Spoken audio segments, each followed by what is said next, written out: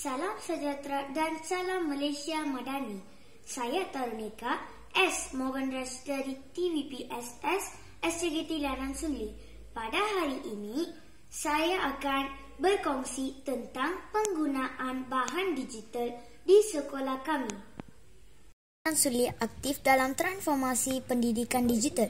Sekolah kami komited memperkasakan pendidikan abad ke-21 melalui penggunaan bahan digital dalam bilik darjah. Dengan sokongan pihak sekolah, guru-guru memanfaatkan aplikasi dan platform seperti AIMS, hologram, slide interaktif, Kahoot, quizzes, word wall dan lain-lain untuk PDPC.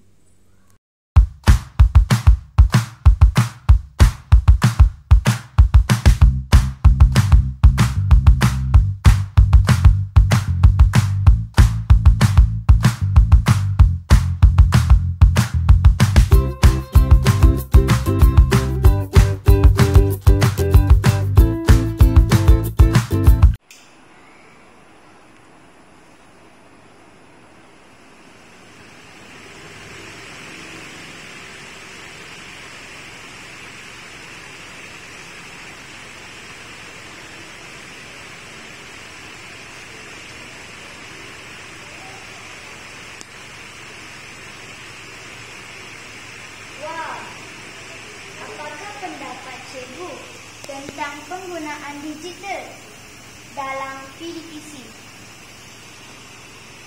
Terima kasih atas soalan tadi. Penggunaan digital dalam PDPC ini amat berguna dan amat efektif kepada murid-murid. Dengan ini kita boleh dapat meningkatkan potensi murid dan fokus dalam PDPC. Penggunaan digital ini mempunyai sifat-sifat unsur menarik minat dan perhatian daripada murid.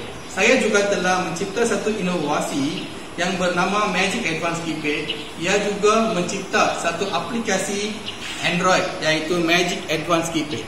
Magic Advanced Keypad ini boleh digunakan untuk penguasaan sifir. Murid hanya memerlukan pattern lock dan keypad sahaja untuk menguasai sifir. Itu saja. Thank you.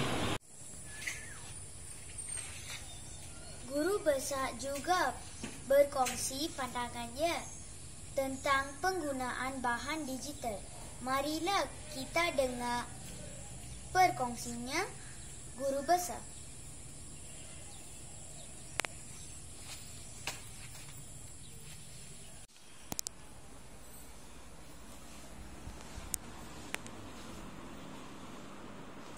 Terima kasih kepada adik Tarunika.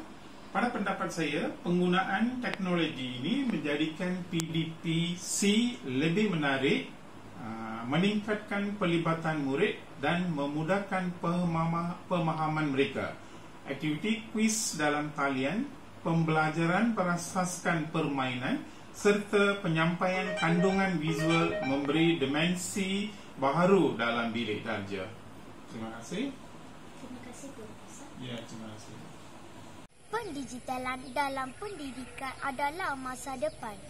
Dengan kurikulum 2027 dan kemajuan digital, kita mampu melahirkan generasi yang lebih inovatif dan kreatif.